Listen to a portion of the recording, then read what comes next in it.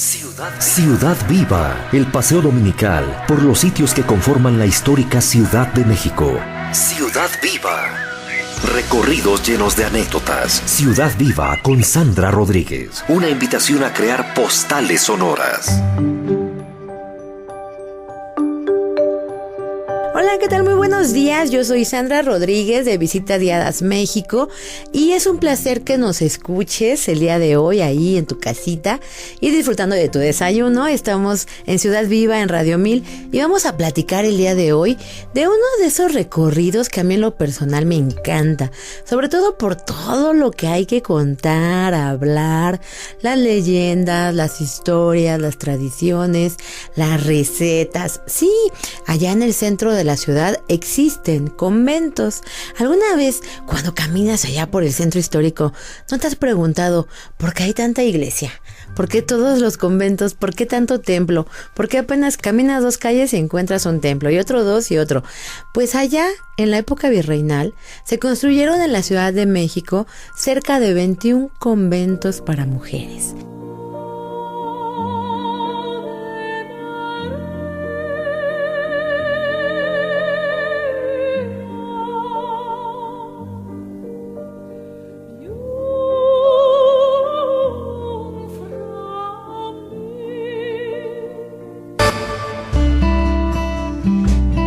La vida en los conventos, bueno, hay muchas historias alrededor de ella. Algunos dicen que era muy pesada y difícil y otros cuentan que era una vida muy tranquila. ¿Cómo es posible que la gente viera este tipo de diferencias? Es que hay que hablar mucho de estos lugares, de las tradiciones, de cómo entraban las monjas a estos lugares. Primero hay que ver que en la época virreinal no era como ahora, que las mujeres podemos andar ahí caminando por la calle o salir a pasear inclusive o hacer viajes solitas. No, en la época virreinal las mujeres eran personas a las que había que cuidar, así que se decide establecer conventos para mujeres. Convento es un establecimiento religioso generalmente cristiano, donde los clérigos llevan una vida religiosa en comunidad. A diferencia de los monasterios, los conventos suelen estar en las ciudades y sus clérigos no viven en clausura, sino en contacto con el pueblo. Los conventos para mujeres, ¿en dónde se iban a localizar? Pues en las ciudades, sí, en las ciudades, porque eran espacios para resguardar. Y entonces surgen diferentes lugares, diferentes conventos. El primero sería el de la Concepción. Este convento es el primer convento de la Concepción, el Real Convento, como le llamaban, y fue patrocinado precisamente por el rey de España. Y ese convento tuvo cerca de 80 monjas, imagínense ustedes, 80 monjas, más las mozas que les ayudaban, más de 400 mujeres reunidas en un solo espacio. De ahí van a salir otros conventos que se van a fundar a lo largo de toda la ciudad hasta dar un total de 21 conventos para mujeres. Y estos se van a dividir por ramas, sí, las calzadas y las descalzas. Los conventos de las monjas calzadas eran lugares en los que entraban no tenían dote las mujeres, es decir, no tenían que pagar dinero para entrar a este lugar. Además, el número de monjas era muy reducido. Por ejemplo, allá en Santa Teresa la Antigua, donde solo había 20 monjas, y cuando llegaba una más era necesario crear uno nuevo. Por eso se crea Santa Teresa la Nueva. Además, esos conventos de monjas que no tenían recursos, las descalzas, pues obviamente compartían tanto el área de el comedor, por ejemplo, la despensa, la alacena, el área donde estaba toda su ropa. Además, las celdas eran muy pequeñitas. Teníamos que pensar que son lugares con pocos recursos. Inclusive por allá dicen que en las capuchinas ellas ni siquiera podían tener dinero para poder comprar comida, así que pedían limosna. Y estos lugares pues no tenían muchos recursos y por tanto no contaban con una gran cantidad de alimentos. Hay otra rama que es la de las monjas calzadas. Sí, las monjas calzadas eran aquellas que sí tenían dinero y que para poder entrar al convento pagaban una dote que consistía en cerca de 4,000 o 5,000 pesos oro. Eso equivale tal vez a 1 o 2 haciendas que las mismas familias veían precisamente cómo realizar esta inversión. No, y hay unas monjas que eran muy inteligentes. Por ejemplo, allá en el exconvento de San Jerónimo, que ahora conocemos como claustro de Sor Juana, ahí de verdad mis respetos para estas mujeres, porque ellas cuando iban a entrar a ese lugar ya sabían qué haciendas se iban a asignar para poder generar rentas, para que ellas tuvieran recursos cuando estuvieran ya dentro del convento. Y es que la gente a veces pensamos que en la época virreinal y los conventos para mujeres y que ellas solamente se dedicaban a hacer oración o a estar ahí resguardadas, y no es así. Hacían muchas cosas. Las monjas daban clases, enseñaban a bordar, a coser, tenían niñas a su cargo. Por eso dicen que en esos conventos había un área que se llamaba el niñado, porque eran lugares en donde había muchos niños. No podía pensar por qué había tanto niño al interior del convento, porque muchas mamás preferían mandar a sus hijas a estudiar ahí. Siempre era una muy buena educación acompañar a una monja, y como muchas de estas niñas no profesaban, pues ya salían y eran unas esposas que sabían coser, tejer, bordar, cocinar, hacer dulces. Entonces eran una muy buena educación. Así que esos conventos siempre había mucha vida. En el caso de estos conventos de monjas calzadas, después de que pagaban su dote, pasaban por un proceso bien interesante. Entraban bien jovencitas, a los 15 años, a hacer primero el noviciado. Noviciado es un periodo de prueba que las congregaciones y órdenes religiosas, cristianas y budistas ponen como preparación inmediata antes de hacer los primeros votos monásticos. Suele estar comprendido entre los 6 meses y los 2 años, aunque también depende mucho de la situación personal de cada uno. Para ingresar se necesita entrar en contacto con alguna de esas congregaciones y primero vivir el proceso vocacional para tomar una decisión madura. Y ahí, una vez que pasaban 1 año dentro de estos conventos, decidían si realmente les convencía el carisma de la orden. Tal vez a algunas les gustaba más estar en San Jerónimo, a otras pues sí les gustaba la vida más dura, como la de Santa Teresa. Otras quizá querían aprender otro tipo de cosas. Y una vez después de ese año de noviciado, era el momento de profesar. Cuando profesaban, entonces podían ya tomar el velo, pero había que pagar precisamente la dote en el caso de los conventos de monjas calzadas. Una vez que pagaban la dote, la ceremonia era maravillosa. Madame Calderón de la Barca, en su libro La vida en México, nos cuenta que asistió, imagínense, México ya era independiente.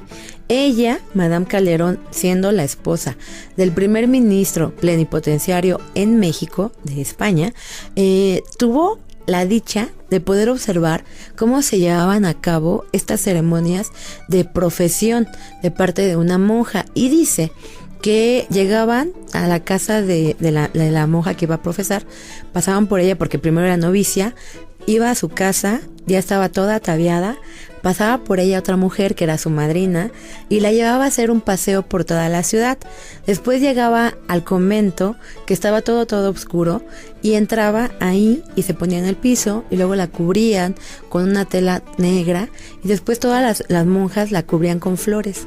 Era el momento en el que ella moría, decían, al siglo, y entonces iban a ser ya como una monja, y es cuando cambian su nombre. Por eso algunas se llaman, por ejemplo, Sor Teresa del Niño Jesús, o Sor Juana, por ejemplo, Inés de la Cruz, cuando su nombre era otro. Ellas cambiaban, era como volver a nacer.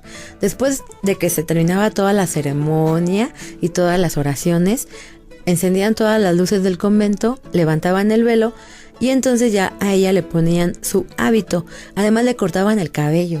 Era una como renuncia completamente a el siglo. A partir de ese momento la monja entraba y ya no podía salir. No podía salir ni siquiera muerta. Cuando una monja moría dentro del convento, era sepultada en el coro bajo y ahí se quedaban sus restos para siempre. Entonces hay mucho que contar sobre estos conventos porque era una vida realmente muy interesante, y va a ser en esos lugares en donde surgen los dulces mexicanos, muchos de los que actualmente conocemos. Hay un libro que yo les quiero recomendar mucho, que se llama Delicias de Antaño, historia y recetas de los conventos mexicanos. Libro Delicias de Antaño, historia y recetas de los conventos mexicanos. En este libro se habla de la cocina que forma parte de la riqueza cultural de un pueblo. Ello es particularmente cierto en el caso de México, cuya gastronomía está entre las más variadas y exquisitas del mundo. Las autoras de este libro invitan a realizar un viaje histórico culinario por los conventos del país para conocer no solo los platillos que ahí se preparaban, sino las anécdotas y relatos surgidos en dicho contexto. Entre sus páginas puedes encontrar dulces y panecillos suculentos, pastas y sopas deliciosas, guisos regios y sencillos, y caldos hechos con buen sazón, carnes, pescados y frutas confitadas. La obra reúne una amplia variedad de recetas tradicionales de los muchos conventos de la Ciudad de México y distintas regiones del país. Gracias a este volumen se comprueba que la creatividad de las monjas clarisas, concepcionistas, carmelitas, agustinas, jerónimas, teresianas y de otras órdenes forma parte aún hoy de un esplendor gastronómico. Es un compendio impresionante de todo lo que se hacía en cada uno de esos conventos, de los platillos, de las recetas, de las bebidas y de las tradiciones, y se los recomiendo mucho, búsquenlo ahí en internet, se llama Delicias de Antaño. Pero vamos a seguir hablando de estos lugares y de sus costumbres en cuanto regresemos. Yo soy Sandra Rodríguez de Visitas Guiadas México y estás en Ciudad Viva, en Radio 1000. Ciudad Viva, una invitación a crear postales sonoras.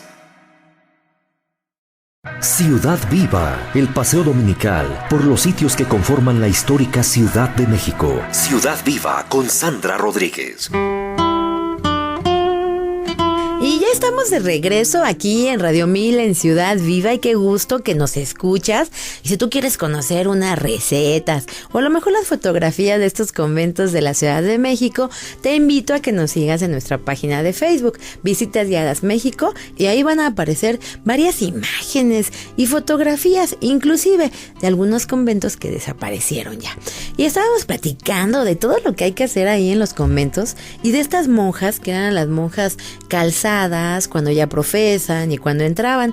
Y cuando entraban a los conventos, pues eran espacios cerrados, eso sí, y una condición muy importante es que estas monjas ya no podían salir, así que tenían clausura, así ya no podían salir ni ver a su familia. Aunque por ahí Octavio Paz nos cuenta en un libro que escribe sobre Sor Juana que bueno, la clausura era una clausura a medias, porque había un espacio en los conventos que se llamaba el locutorio, y en el locutorio había unas rejas, y entonces las monjas podían recibir visitas. Era como una gran reja, estaba la monja en un lado y en el otro extremo estaba su familia, que la visitaba de vez en cuando. Bueno, de vez en cuando no, había visitas a veces hasta 3 veces a la semana, así que realmente no vivían tan encerradas del mundo. Hay una película que se llama Yo, la peor de todas, que refleja la vida de Sor Juana Inés, y me gusta mucho porque aparece precisamente un locutorio y se ve la reja y está ella detrás del locutorio, y del otro lado está inclusive el virrey, además de algunos de sus conocidos, y así es como ella se va dando cuenta de todo lo que existe al exterior, de todas las noticias, de todo lo que está pasando, de qué virrey está en ese momento. Yo, la peor de todas, de 1990. Película argentina de María Luisa Bemberg. ¿No se puede prescindir de estos barrotes? No, señora. Lo siento. Yo ya no los veo. Hace 13 años que me separan del mundo. La reverenda madre abadesa me mima tanto. Me permite estudiar ¿Escribir? Yo solo enseño canto a las alumnas y hago las cuentas del convento. ¿Y no os agobiáis aquí? No tengo tiempo, señora, ya que me dan la libertad de tener libros, el sosegado silencio de mis libros. ¿Aprendisteis a leer sola a los 3 años? Me lo contaron. Sí, era una niña curiosa, solitaria. Yo también. ¿Así? Vivimos vidas semejantes, Sor Juana. No me parece, señora. Sí, sí. Vos ceñís el velo, yo la corona. No os dejan salir del convento. ¿Creéis que puedo escapar de palacio? Observáis la regla, yo el protocolo. También a través del locutorio se podían hacer varios regalos. Te podían dar algunos dulces, te podías recibir otras cosas. También podías, como monja, pues tener acceso a varios recursos. En el caso de estos conventos de mujeres calzadas, cuando llegaban había que asignarles un espacio para dormir, porque donde iban a realizar todas sus actividades, y tenían sus propias celdas. Las celdas realmente eran las habitaciones, y estas habitaciones pues podían ser muy sencillas, con solo una cama, un crucifijo y nada más, o podían ser tan ostentosas como el actual Céfiro, allá en la Universidad del Claustro de Sor Juana, que es todo un restaurante y que era una celda para una sola monja, que fue hecho por don Manuel Tolsá. Entonces podías ser tan distinta la vida al interior cuando tenías la oportunidad de que tú misma pagabas tu celda. Inclusive podías pagar a un arquitecto que la hiciera, y tenían su habitación dentro de estas grandes celdas, habitación, cocina, despensa, inclusive una pequeña salita, huertas, y a veces se permitía que tuvieran libros, algo muy raro porque se supone que no podían contar con recursos propios, pero bueno, ahí había muchas excepciones. A mí me gusta mucho pensar en este tipo de vida porque las monjas se levantaban, eso sí, tenían horarios muy claros, se levantaban, hacían oración, después iban al coro, que era uno de los lugares más importantes en el templo, porque era donde ellas estaban la mayor parte del día. Y después tenían que estar en la sala de labor, donde cosían, tejían y bordaban. Además, después ya podían dedicarse a sus propias actividades. Y en las cocinas, ahí en las cocinas fue donde nacieron muchas de las tradiciones mexicanas que actualmente tenemos, muchos platillos, inclusive ese chocolate que a mucha gente le gusta con leche, nace en los conventos para mujeres.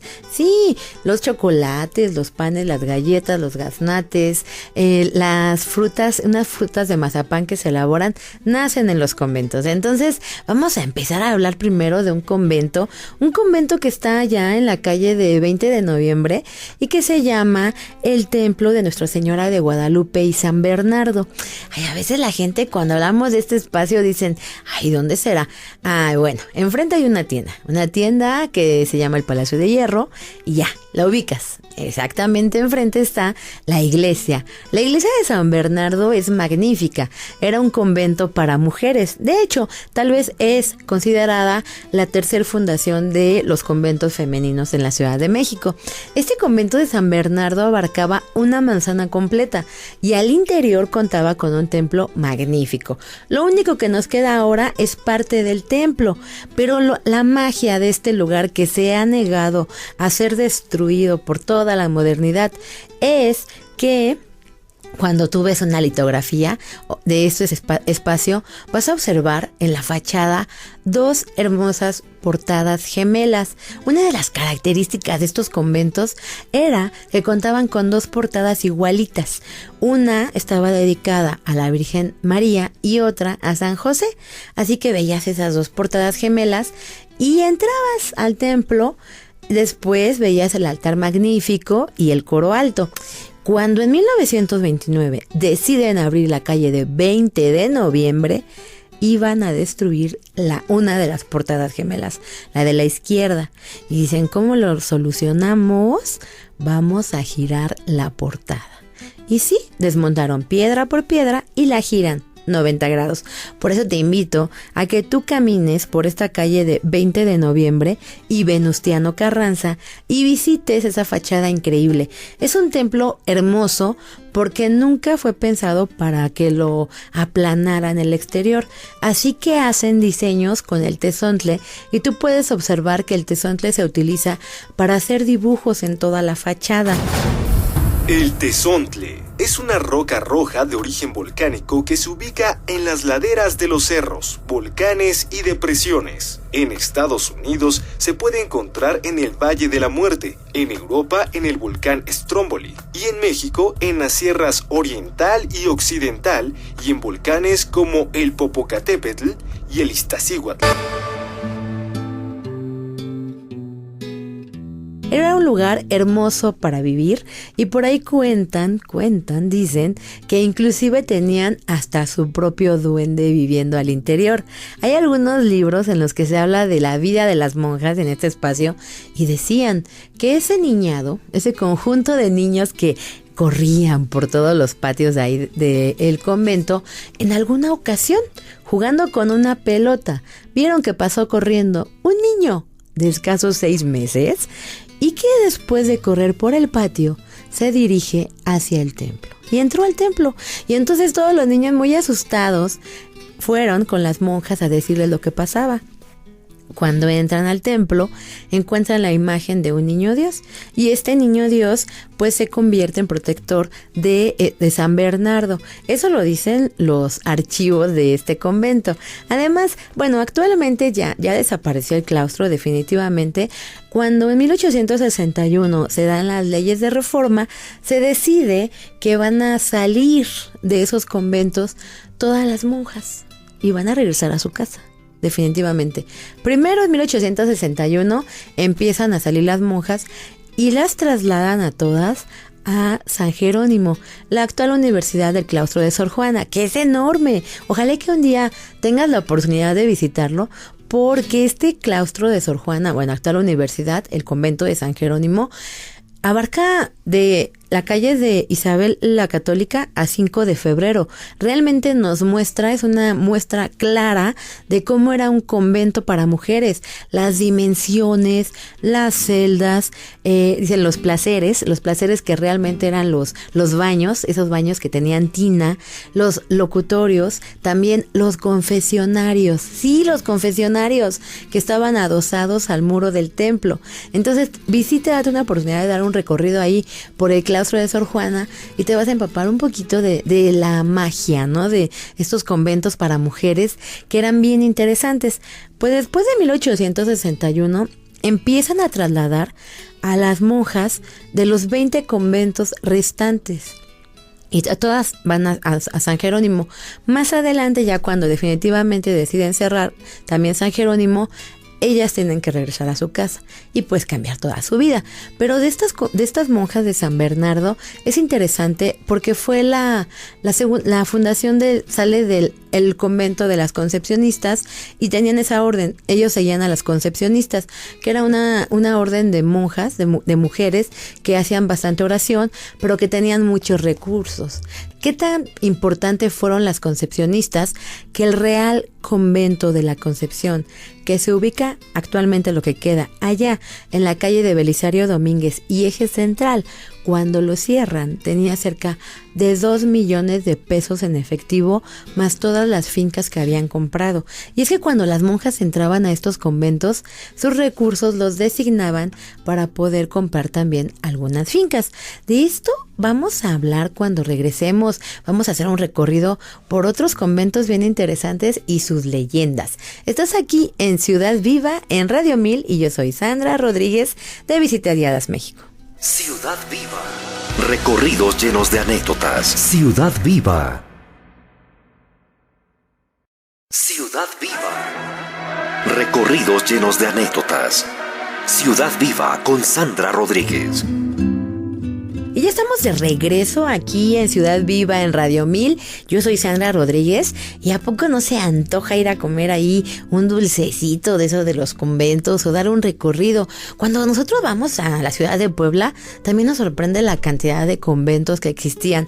Y es que una ciudad con conventos para mujeres era una ciudad de mucho dinero. Eso sí, pues eran casi bancos. Las monjas decidían en qué querían invertir, cómo se iba a invertir, qué fincas iban a comprar. Inclusive podían hacer préstamos, pero ellas no podían salir. Tenían representantes, tenían mayordomos, y los mayordomos eran los que se encargaban de administrar los dineritos. Aunque bueno, de vez en cuando había uno que otro abusado de los mayordomos que ya ni les daban su dinero y se iban. Eso sí, y una de las condiciones que me gustaba cuando empecé a leer sobre conventos de monjas y hablar de los mayordomos, decían: los requisitos para ser mayordomo de un convento para mujeres son pagar una como fianza de 5,000 pesos y después demostrar ser un hombre, pues así todo bien hecho y derecho, de 25 años.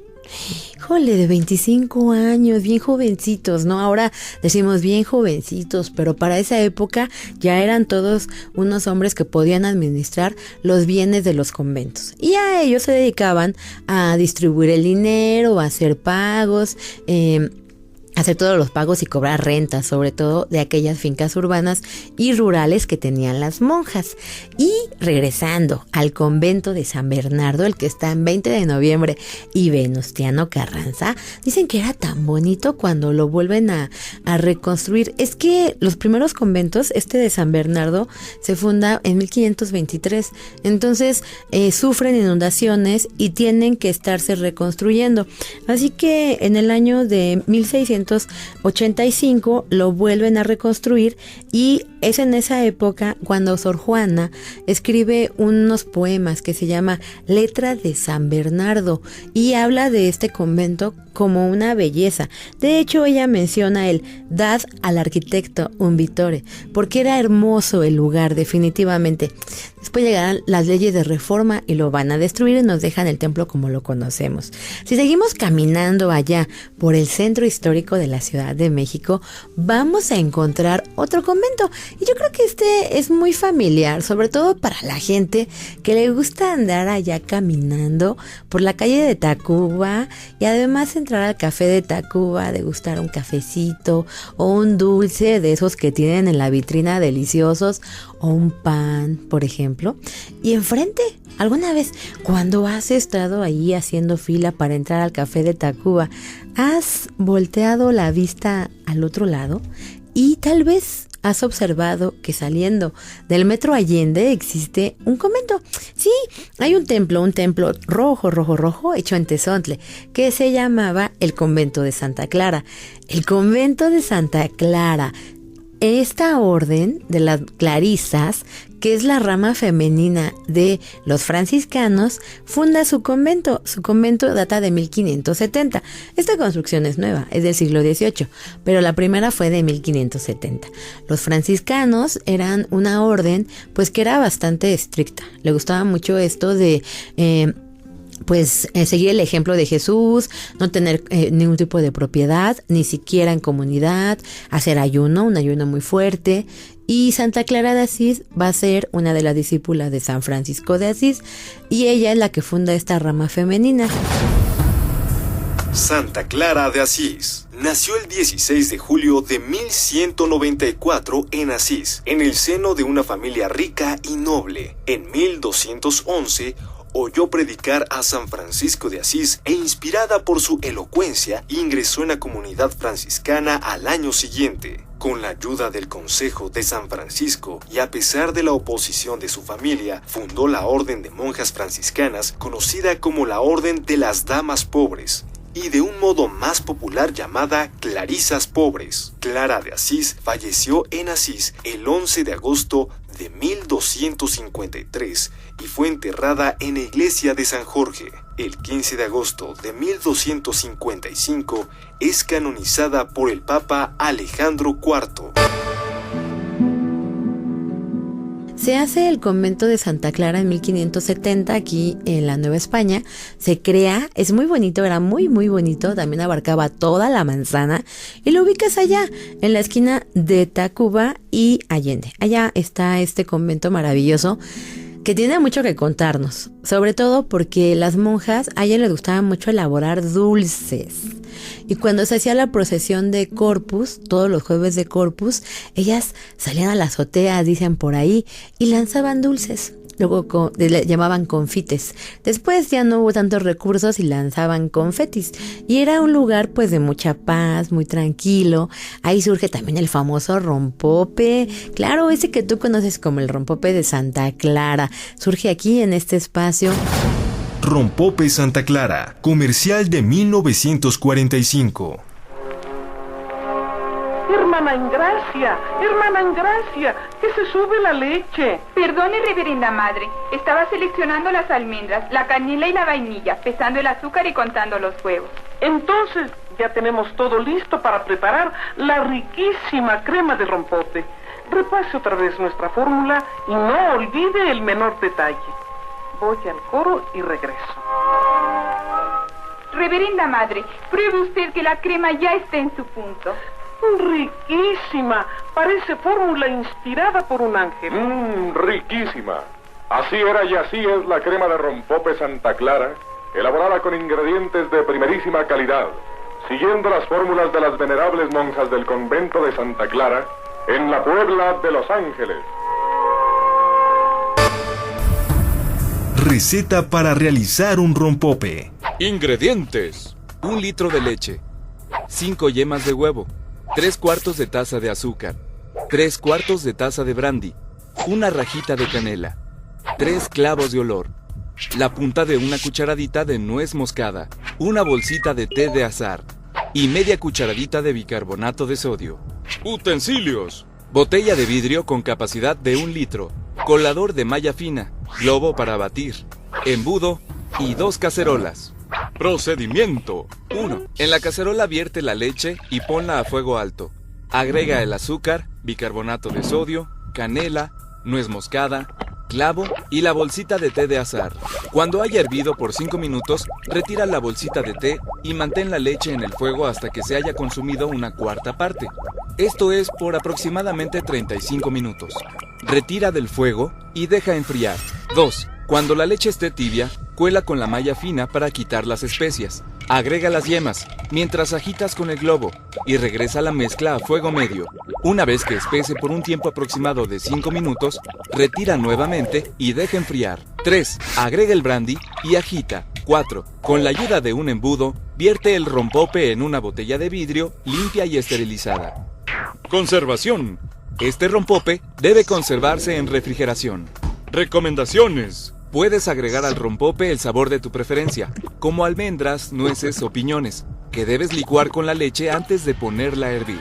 Dato interesante: si deseas almacenar este rompope a temperatura ambiente, en vez de agregarle 3/4 de taza de brandy, es necesario ponerle 1 taza y 1/4. En este caso, la caducidad es también de 3 meses.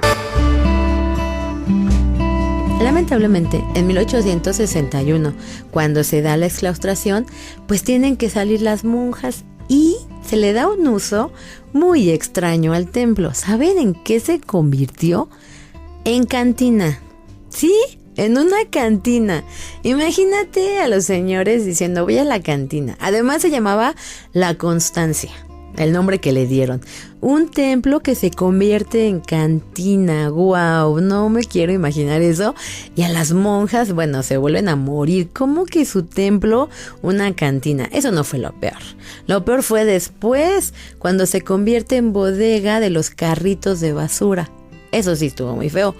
Después, ahora sí, alguien definitivamente pensó que este espacio necesitaba un uso más digno y en 1936 lo convierten en biblioteca. Sí, la Biblioteca del Congreso de la Unión.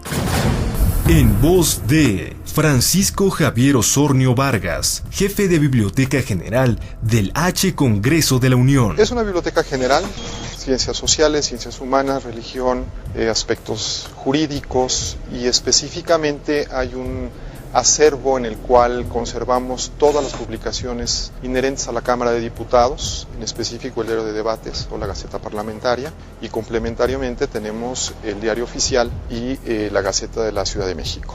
Como tal, es un material que por sus características, por su antigüedad, pues tiene un tratamiento y una calidad de préstamo muy limitado en función de únicamente para procesos de investigación. No es un material que esté a consulta abierta al público, sino que requiere de un proceso natural para la procuración y la preservación de los mismos. En su historia y en su tradición fue una de las más importantes para los estudiantes de esta ciudad, tanto nacionales como los que vienen de provincia o del interior de la República, y hacer sus estudios profesionales en México, en la Universidad Nacional Autónoma de México en ese entonces, donde se volvió un referente obligado para ellos. Su fin es contribuir al conocimiento. Yo te invito a que la descubras. ¿Sabes por qué? Porque es un lugar muy tranquilo. A mí me gusta. Para ir a estudiar, entras a esta biblioteca, la entrada es libre completamente, te registras, pasas y es una biblioteca donde se siente la tranquilidad, el silencio. Es increíble que está sobre la calzada de Tacuba, sobre esta calle de Tacuba, y que en cuanto entras se acabó el ruido. Realmente se acabó el ruido. Observas lo que fue el templo, el coro alto, el coro bajo, que ahora se ocupa para tener ahí todos los anaqueles con los libros. Y las mesas son magníficas, son unas mesas, yo creo que son las más cómodas. De todas las bibliotecas que he visto, son una especie de pupitres inclinados con una excelente iluminación. Tienes que visitarla. Date una vuelta por esta biblioteca del Congreso de la Unión que se ubica allá donde estuvo el convento de Santa Clara y de donde dicen que es el fantasma del Café Tacuba. Sí, ese fantasma que anda ahí moviendo ollas, dicen, moviendo ollas y jalando manteles en el Café de Tacuba.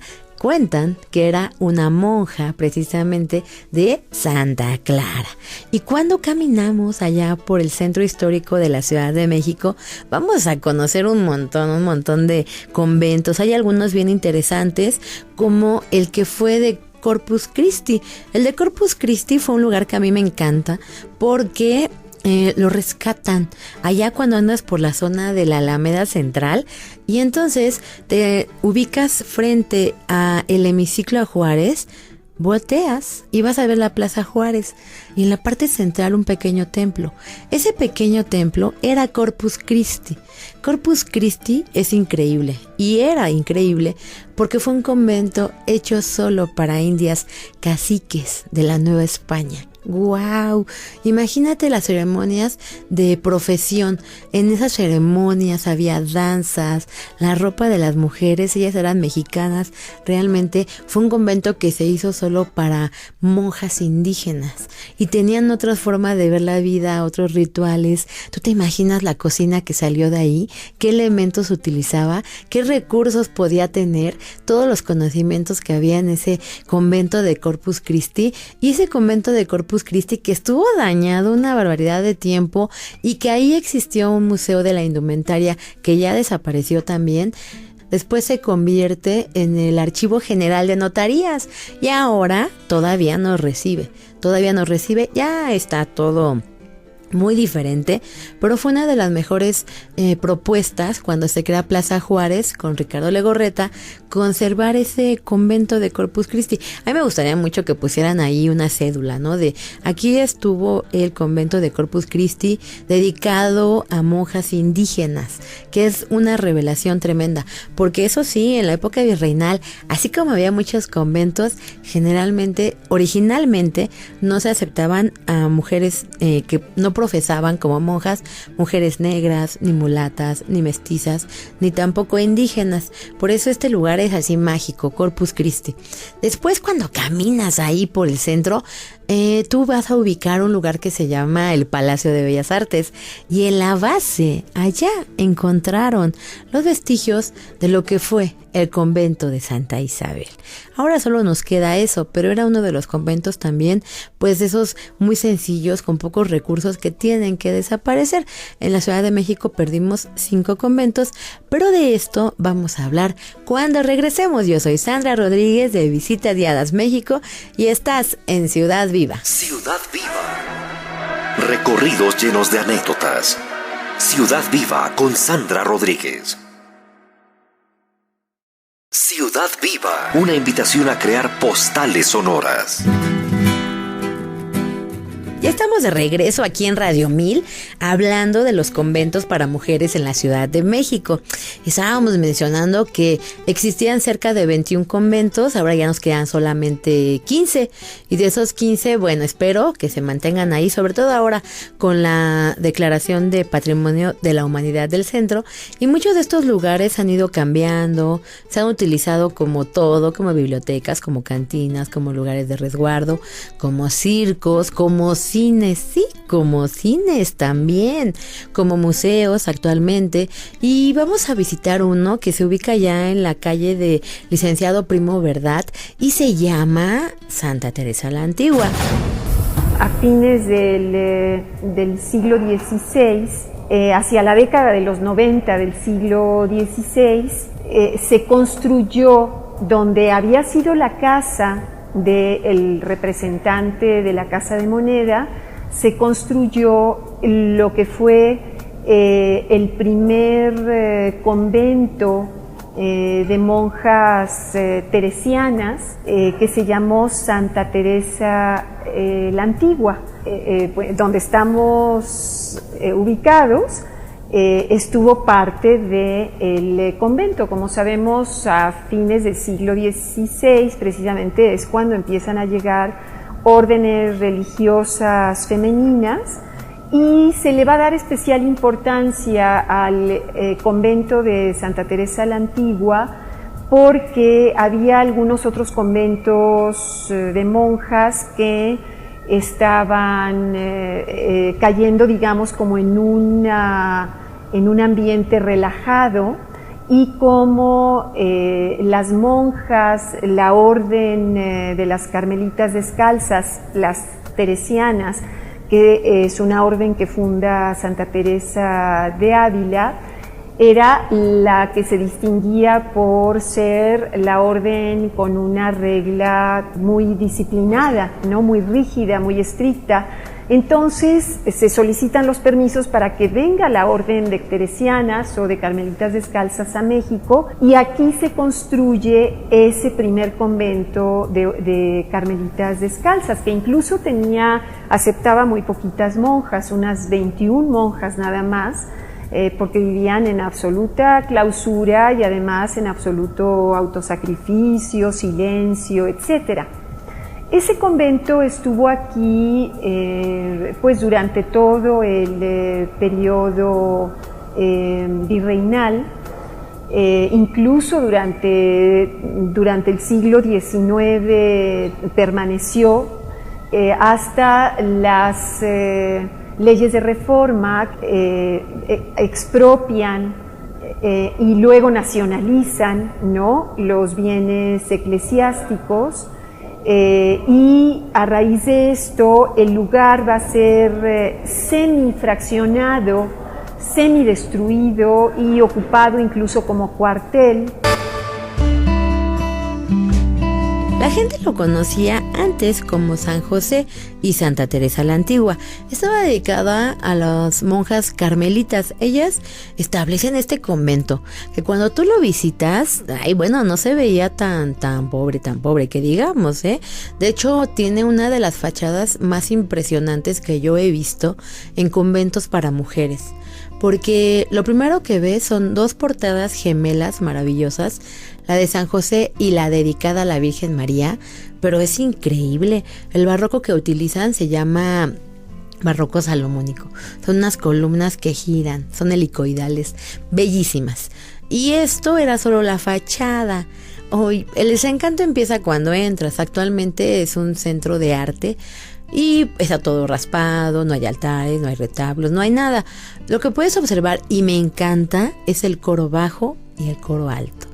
y entonces imaginar qué pasaba al interior, qué hacían las monjas, qué oraciones decían, qué pensaban, cómo era su vida detrás de esas grandes rejas, porque ahora sí puedes entrar al coro bajo y al coro alto.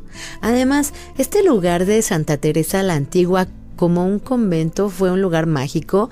Las carmelitas eran una orden que se dedicaba a una vida muy, muy fuerte, con mucha disciplina. Solo eran 20 monjas, no tenían mozas, no tenían quien les ayudara. Había que levantarse temprano a las 3 de la mañana, hacer oración, hacer la prima, la segunda, la tercia, la nona, la sexta, hacer mucho trabajo en la sala de labor, también todo lo hacían 20 personas, y me imagino que en su momento este convento también abarcó toda la manzana, entonces el trabajo era muy fuerte. Al interior tenía un altar bellísimo dedicado al Cristo de Ixmiquilpan, y se trasladan a San Ángel, y el baldaquino se queda en Polanco. Pero además en este lugar estuvo Sor Juana Inés de la Cruz. Sor Juana Inés de la Cruz, poetisa mexicana, hija ilegítima, nació el 12 de noviembre de 1651 en la aldea Nepantla. Aprendió a leer y escribir con 3 años. Siendo muy joven, viajó a la Ciudad de México y entró en la corte al servicio de los virreyes de Mancera. Ingresó en un convento de carmelitas descalzas, del cual salió por enfermedad, y finalmente profesó en 1669 en el convento de Santa Teresa de la Ciudad de México, donde permaneció hasta su muerte ocurrida durante una epidemia de peste. Su época más fecunda empieza en 1680 con la concepción del Neptuno alegórico, arco triunfal en honor de los virreyes de la Laguna. Autora de todo tipo de obras, cortesanas y religiosas, comedias de enredo, Los empeños de una casa, La segunda Celestina, la comedia mitológica Amor es más laberinto, escrita con Juan de Guevara, San Hermenegildo, etc. En 1690, el obispo Fernández de Santa Cruz publica la carta Atenagórica, precedida por la carta de Sor Filotea, y en la que conmina a Sor Juana a dejar sus escritos profanos y abrazar los religiosos. Célebre es la obra Respuesta a Sor Filotea, en 1691, contestación a la carta del obispo de Santa Cruz, una autohagiografía y a la vez una brillante defensa del derecho a expresarse libremente. Sor Juana Inés de la Cruz falleció en la Ciudad de México el 17 de abril de 1695. Redondillas, Sor Juana Inés de la Cruz. Hombres necios que acusáis a la mujer sin razón, sin ver que sois la ocasión de lo mismo que culpáis. Si con ansia sin igual solicitáis su desdén, ¿por qué queréis que obren bien si las incitáis al mal? Combatís su resistencia y luego con gravedad decís que fue liviandad lo que hizo la diligencia. Estuvo como novicia solamente 3 meses, y de aquí sale para estar ya en San Jerónimo el resto de su vida. Pero es un espacio mágico porque entras, y a pesar de que ahora ya no hay nada que tenga que ver con la iglesia, cuando caminas ahí al interior, descubres una bóveda impresionante de Lorenzo de la Hidalga, que cuando la observas tiene allá en la parte alta, pintaron todas las virtudes, las teologales y las virtudes cardinales. Entonces es muy interesante verlo. Te mareas horrible porque tienes que ver para arriba, y es muy alta, muy alta. Esa cúpula es enorme. Entonces te cuenta un poco de la magia de estos lugares, de todo lo que había al interior, de las historias que te podían contar, ¿no? Además, sales ahí de este convento, del templo como tal, y ves el patio. Y entonces te imaginas un poco la huerta, los aljibes, estos espacios grandes que tenían los conventos. Dicen por ahí que hay una leyenda de una monja precisamente que hacía milagros ahí al interior de este convento, que era Sor Bernarda de San Juan. Sor Bernarda de San Juan era una mujer de mucho trabajo, y ella era la que se encargaba de la cocina. En alguna ocasión se quedó sin miel, y entonces le rezó a San Juan, y escuchó entre sueños que San Juan le dijo que pusiera las botijas donde se guardaba la miel al sol para que así iba a poder obtener una gran cantidad de miel. Uno pensaría, bueno, sí, el calor la derrite y entonces se va al fondo, pero ¿qué creen? Que esas botijas le duraron 3 años. Nunca faltó miel ahí en el convento de Santa Teresa la Antigua. También dicen que en alguna ocasión pues ya no había que comer en el convento y un señor llegó y tocó la puerta y les dejó una arroba, que es una medida, de lentejas. Lo maravilloso es que las lentejas les duraron 5 años, desayunando todos los días las 20 monjas que vivían ahí en Santa Teresa la Antigua. Y hay otras historias alrededor de este convento que tienes que visitar en la calle de Licenciado Primo Verdad. Y caminando por esa calle sales y te diriges a la calle de Moneda y te vas a encontrar con otro convento allá muy cerca de la Academia de San Carlos, en la esquina de Moneda y Academia. Existe un convento que se llama de Santa Inés, exconvento de Santa Inés. El exconvento de Santa Inés es uno de esos lugares interesantes. A un costado estaba una accesoria pequeñita con una placa que dice que ahí estuvo precisamente el taller de José Guadalupe Posada, y ahí muy cerca está este templo. El convento de Santa Inés se dedicaba a elaborar velas, las famosas velas escamadas, y era muy bonito porque la historia dice que los patrocinadores de ese convento, que fueron Diego Caballero y doña Inés de Velasco, habían decidido fundar y patrocinar un convento para mujeres, con la condición de que solamente estuvieran al interior 33 monjas, una por cada año de vida de Cristo. Estas monjas se iban a dedicar a hacer oración todos los días por el alma de los fundadores, de los que le dieron los recursos. Además, este convento tenía como parte de los recursos para poder mantenerse un ingenio, el ingenio de Amilpas, así como a los esclavos y todo lo que se producía en ese ingenio. Y sí, se da la muerte de doña Inés muere, y entonces el patrono manda a hacer unas puertas hermosísimas que están ahí a la vista de todos, y que yo te invito a que les pongas atención, porque las puertas de ese convento de Santa Inés nos cuentan la historia de, primero, la de Santa Inés, toda está grabada en la puerta, desde que nace, qué pasa con ella, su martirio y su muerte. Y del otro lado está la historia de Santiago Apóstol, y hay una escena bellísima en esa puerta. Visítala, de verdad, visítala. En la parte superior, en la que se ven los patronos, así, hincados, y están haciendo oración frente a un Cristo. Y en la parte alta se observan 33 cabecitas. Son las 33 monjas que estaban al interior de este convento de Santa Inés. Cuando entras, todavía conserva la reja del coro, el coro alto, el coro bajo y algunos altares magníficos de estilo neoclásico.